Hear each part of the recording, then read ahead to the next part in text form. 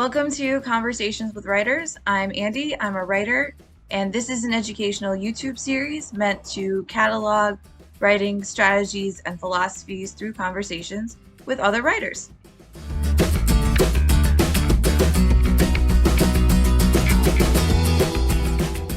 Pearl Gluck is a filmmaker and Donald P. Belisario Career Advancement Professor, Associate Professor at Penn State, where she teaches screenwriting, directing, and producing. Through her courses and her films, she explores themes such as autobiographical film and representations of gender, class, and faith in cinema. Her feature film, The Turnout, released in 2018, won Best Debut Feature at the Female Eye Film Festival in Toronto, Canada, as well as the American Tracks Music Award for the film's title song, Heaven Spelled Backwards. Her short film, Summer, released in 2018, won Best Short Film through Film Movement and the San Francisco Jewish Film Festival. In 2016, along with film and video students and MFA theater alum L.J. Stewart, Gluck directed the award-winning film Junior. Her short film, Where is Joel Baum, released in 2012, starring Lynn Cohen, won Best Film at the Female Eye Film Festival and Best Actor for Luzer Twersky at the Stars Denver Film Festival. In 2012, she was a contributing producer for WTIU, the Indiana PBS affiliate, and reviewed the Midwest Best Biker Fest. She released Soundwalk Williamsburg in 2007 on Paris Premiere and won the Audio Award for the project. Her first short film that she co-wrote, Goida, released in 2007, premiered at Cannes. She also directed and co-produced the award-winning short film Great Balls of Fire, released in 2001, which screened at Transmediale, Oberhausen, European Media Arts Festival, Ocularis, the New York Video Festival at the Film Society of Lincoln Center, and the Diggett Festival at the Walker Center for Arts. She was awarded a 2000 Sundance Producers Lab Fellowship and a 2001 Sundance Festival Mentorship for Devon, released in 2004, her first documentary film. Devon was broadcast on the Sundance Channel, theatrically premiered at the Film Forum in New York, and played at festivals around the world. Pearl appeared in A Life Apart, Hasidism in America, released in 1998, directed and produced by Oren Rudofsky and Menahem Dom, and in 1996, she received a Fulbright grant to Hungary to collect Hasidic stories. She is currently in post-production on her short film, Castles in the Sky, starring Lynn Cohen. Professor Gluck also created the Center Film Festival, which is currently kicking off its 4th year in Central PA. The festival will be showing movies at the State Theater in State College, Pennsylvania, and the Roland Theater in Phillipsburg, Pennsylvania, and hosting events in the local community from October 31st through November 6th, 2022. Tickets are on sale now at the State College Theater and the Center Film Festival website. Movie screenings and events are open to the general public. Students attend free. If you can't make it into Central PA, there are also movie selections available online to watch anywhere and anytime during the week of the film festival. Links will be in the description box below. And now, without further ado, this is my conversation with Pearl.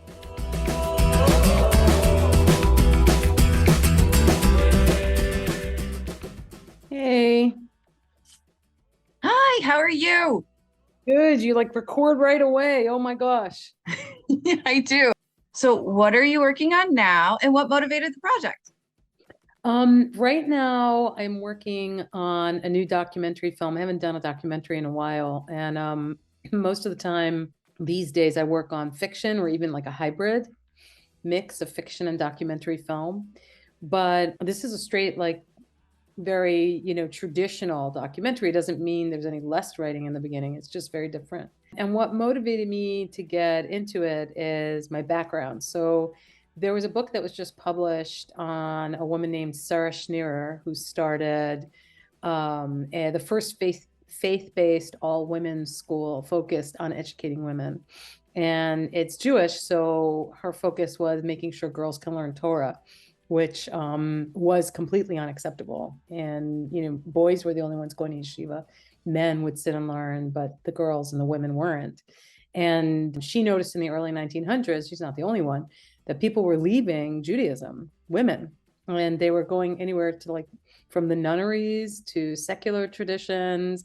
So they were converting. And of course, there's a huge, unfortunately, it's no different than it is today, but there were predators waiting for these otherwise unengaged girls because they didn't have purpose and they didn't have connection. And so there was a lot of sex trafficking at that time going from Poland to Argentina. And some of those pimps were actually Jewish Poles as well. So it wasn't just non-Jewish Poles. And they, she saw all this. So she wanted to start what I think most of us who advocate for education would support, which is a school for girls and for women to feel valued and to have a sense of independence and purpose. And so that's what she did. And the book was about these kinds of things that we weren't taught. Like I was raised very religious. I was raised Hasidic Jewish in Brooklyn. And so was the writer of this book, Nomi Seidman. And neither of us, and to this day, including my nieces, for example, are ever taught about the actual life that this woman had. We're taught that she was really chaste, that she was this just beautiful, religious Jewish woman, which she was, but we're not taught that she was divorced twice, that she never had children, just like the community like wants you to have kids really young, get married, kids really young. She didn't do any of that. And she had kept another very private diary in Polish. And in that diary, she talked about going to lectures by Polish feminists on birth control as early as 1906. She was going to theaters, theater productions that were otherwise not really acceptable in the Jewish community, maybe because of nudity or some rowdy or bawdy. You have to imagine like turn of the century Polish theater. And she was going. And her commitment in this girls' school was to make sure that there was theater and dance and writing. And she did a lot of writing on her own, including her diaries. She also commissioned people to write an anthem for the school. She wrote a lot of poetry. She wrote a screenplay. She loved, well, not a screenplay, but yes, sort of, but it was she was a playwright. They were known for the plays. It was called the Beis Yaakov plays because it was a Beis Yaakov school. So I'm telling you all this because the book blew my mind and I didn't know those things about her. And I like to say that now I'm engaged in doing a film about a school that kicked me out when I was in the community, only to discover that the founder would probably get kicked out today too. So it's like, so I'm enjoying the research process. I don't quite know how to pitch the film yet. So that's where I am in the process. I've done a little bit of traveling already for it. So I went to Poland and I met some of the people that are still affected by her there. And because the Jewish community is so tiny, we're really meeting Polish feminists in the non-Jewish world who just love her. And I went to Israel where there's a number of people affected by her because what happened was she started the school around 1916, 1915. She passed away 10, 12 years later. Between the time she started it and 1935, when she passed away, there were 400 schools in her name. So she really knew what she was doing and she got picked up by an organization, of course, run by men. And, things started to shift a little, maybe some argue. But the fact is this school is huge. And now there's more than 1,300 schools in 13 different countries. So that's what I'm, digging myself into. And I think it's going to be a long process, both the writing, which happens before you make a film, the writing that happens when you're in production. So technically you can say I'm in production now. And then the rewriting that happens in the editing room. And you're also working on the Center Film Festival. I am with you. Yes. In the midst of all this, I'm trying to get a short film out that I did write called Castles in the Sky, which your writer community will appreciate. It's my nod back to my identity as a poet. I was a terrible, terrible poet, but I really loved writing poetry and I love the poetry slam scene. So this is a short film about a Hasidic sex ed teacher who has a secret life as a Lower East Side slam poet in the Lower East Side of New York.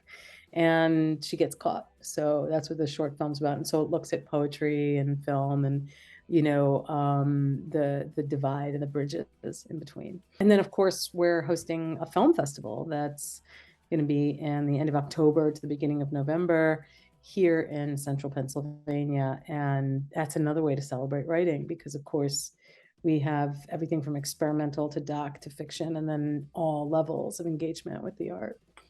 What have you learned about yourself through writing? Oh my God, that's a really good question. What have I learned about myself? I mean, part of the reason I write is to learn about myself. So with every project, I would say it can shift, or you just keep confirming what you already know. I think with this new project where I'm thinking about I'm a woman who's not married, I'm not married, who didn't have kids, I don't have kids, who loves teaching, I love teaching.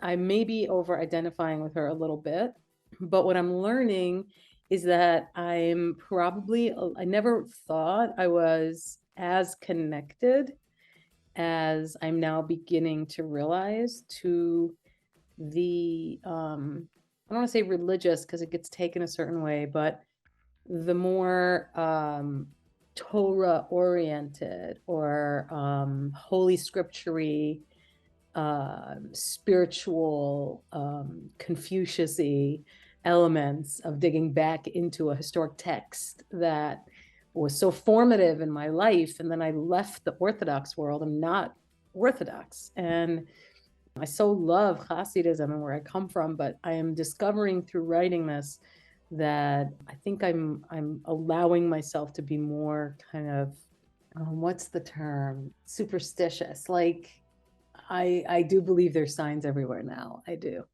Because there has been. People named Pearl in this history that just kind of, we were digging through the building in Poland where the first school was, the first official school, and the building is still standing and it's a hotel. And of course I interviewed the hotel owner and he takes us around and he's like, I have a bunch of old photos in a closet if you want to see them. And I'm like, yeah. And he's like, they're waiting to be framed. And so we dig all these mattresses out of the closet. I mean, it's so dramatic. And yes, we were shooting. And so the mattresses are coming out, and only, not that I'm so skinny, but I'm the only one that fits in there and he can't get in there. So I'm going in there, passing out these boards of photos and documents. And finally, one of the documents comes out and it's a certificate of graduation. It was in Yiddish for one of the girls that graduated, the women. And wouldn't you know it, but it's a woman named Pearl from Hungary. That's my background. So the little signs, crazy signs like that, people I was running into on my trip. Is that what I've learned from the writing process? Maybe, if you consider this level of research writing. So that's what I'm learning on this one. It's confirming it, let's say. What's the role or responsibility of writing for you? What keeps you generating material? Why write? Great question. For me, I think I have to write. It's how I function. I like to mark moments, document moments, and then potentially reimagine a world where they could even make sense. So I guess in that sense, my responsibility, I feel, is to share a perspective that I think can offer the potential of conversation where it doesn't exist, or the lack of fear of conflict. Like, I want to make it okay to address things directly. My work is very direct. It's super raw, and it's not afraid of conflict. And so I feel like it's my way of dealing with what I see around me. And I'm always meeting people that have incredible stories. I find people amazing. And I think the individuality of the heroism of overcoming sometimes just a day, I think is a powerful thing to represent. And that's why, I mean, that is exactly why I write. And I also feel like there's a lot of voices that we don't hear, and maybe some of them are in my head, but it would be great to like get them out. And who's going to do it for those voices but me? I say this to my students all the time. It's like, what underrepresented voices means is, if you haven't gotten your story out and you want to, then you should, and you should have the opportunity to.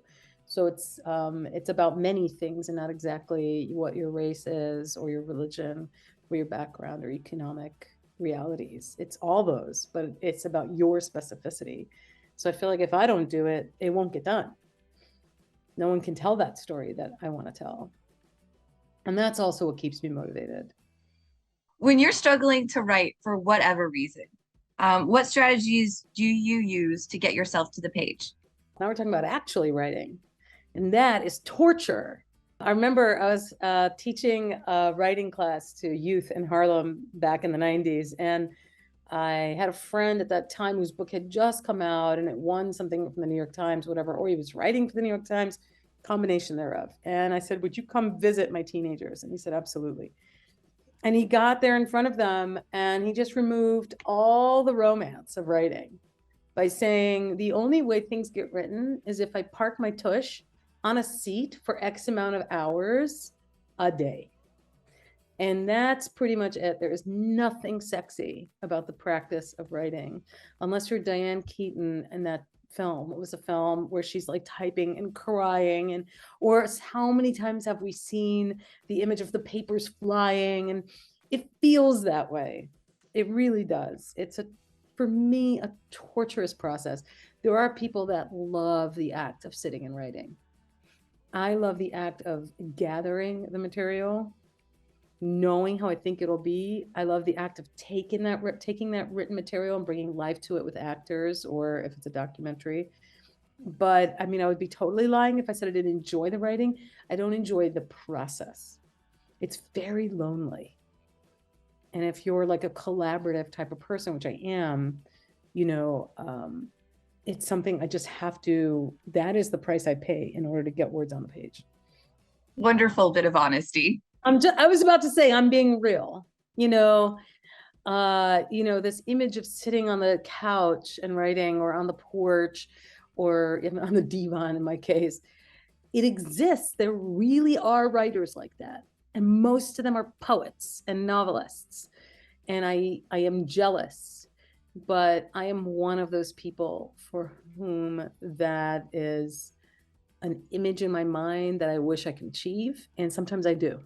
When I've given into it, when I've quieted the demons and all the many possible ways of being able to write something, and I just give in to one of the threads that I'm imagining and just go with it, give myself permission to then later change that, then I'm in that beautiful moment. And then that's it. The orchestra started and I'm in.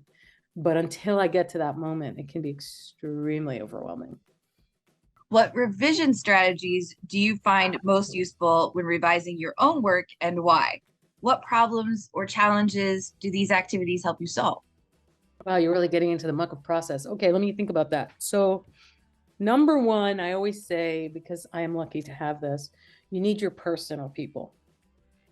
Someone who you know over time has always told you the truth, their truth. Not the only way that it can or cannot be written or rewritten, but just someone you trust who's not just going to tell you, man, you're so talented. They're going to tell you, I wonder if, and I wonder how. And their revision approach, for me anyway, it's useful when it reflects a process and not, you should change this word, and this word. So more kind of asking questions about what did you mean by that, or why even put it there. So that's number one. And that's for more prosy revision stuff. For screenwriting revision, the process has to do with authenticity. Not that the other one doesn't, but authenticity in the sense that, do people actually sound this way? Will they actually say those things? Or will they be thinking those things and saying or doing something else? And finally, if not firstly, can you activate it instead of saying it? Whereas in prose, you can do all kinds of things and you don't have to know how it's going to go into a rectangle. It doesn't fit, and so you can weave all kinds of beautiful worlds without worrying about how does this get manifested in, picture, sound, dialogue, and time. Time can stop in a novel. Someone can close the book, they can come back, they can get distracted and come back. But with a film, there's always this movement forward. They can also step away, but to come back, It's just a difference. It's very hard to freeze a moment in the way you can on a page.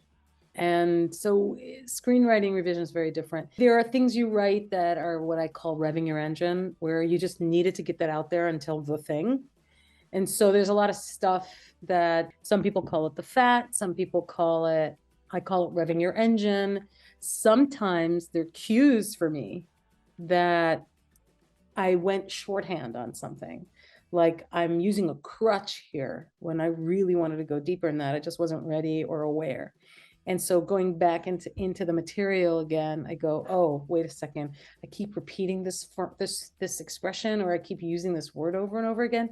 What is really going on? And so sometimes I dig in that way. So let's see, I covered the people around you, the eyeballs that you trust. I'm talking about in my own writing process. And then later when you make a film, you do have to test it on audiences that don't know you. And then with screenwriting, it's about activation and authenticity of sounds and understanding you don't have as it's a very poor medium. There you really can only have this one very clear arc, one main character. Like you can't, it's very hard to one journey. It's really hard to interweave. You can do it, but it's extremely difficult. And also it can get very confusing and too much to tackle, which is why a lot of people, when they adapt something written, they'll adapt a short story and that'll go to a feature. And then, the third thing, which is listening to you, letting the footage speak to you, like listening to what you said to yourself on the page, even though it may not be the final piece. What are you saying to yourself about what it is you actually do want to dig further into? What is your favorite part of the writing process and why? And also that data collection counts. My favorite part is when it's done and it works. That's not entirely true. I really love the research. And for me, the research is talking to people. So I'm not only, I can be, but I'm not only one of the types of writers that likes to imagine a world that doesn't exist. I tend to work with what's right in front of me and potentially put that into situations that may not have happened or could happen or should not be happening. So like with the sex trafficking film, I had spoken to survivors and I've spoken to truckers, and eventually I wrote a fictionalized narrative using bits of their story, and then eventually they acted in it. When I did that, my favorite part of that writing process was talking to people and thinking about what plot points would actually all work together into one narrative that would draw us in, hopefully. And when I realized I was doing a father-daughter story and parenting, I was thinking about a world in which one cares about people as if they were their own child, because that would then shift things like trafficking underage kids, or even when they're all grown up and have come into a world in this horrible way. So so for me, I would say the favorite part sounds to me like it's the beginning and the end. Yeah, it's definitely not the murky middle. Well, I guess you would call it wrestling with the angels. I told you I'm going back to biblical texts. I am. Thank you, Sarah Schneerer. But yeah, no, I love writing about women. I love writing about women. I am one, so I connect and I understand. And I love writing about women in their 80s who are still sexy and sexual and maybe not in ways you would expect, But I only got to do that, I think, once, and I hope to do it again soon. I might become that. I might be that. By the time this film will be done and I'm ready for my next one, I might be an 80-year-old who's a sex ed teacher. I think that was a brilliant answer. I mean, it's the one thing I can hope for. I can't imagine children in my space or a really hot companion, but I could potentially imagine myself sexy and sexual at 80. On that lovely hard-hitting note, Yes. What reading suggestions do you have? What authors, filmmakers, poets, any sort of artist do you keep in your back pocket, and why? Oh, that's a hard question. Wow, that can really change. I'm always learning about new artists and people who are older that I didn't know about, artists who are like doing stuff that blow my mind, and then rediscovering older people. But I can talk to you about my early inspirations for sure, because they still hold. And if I have to come back to basics, they're there. Like with film, it's definitely Agnes Varda. And she did a film called The Gleaners and I, that even though she's done so many great films, including her latest, which her last and latest, which was Faces Places, for which she got an Academy Award.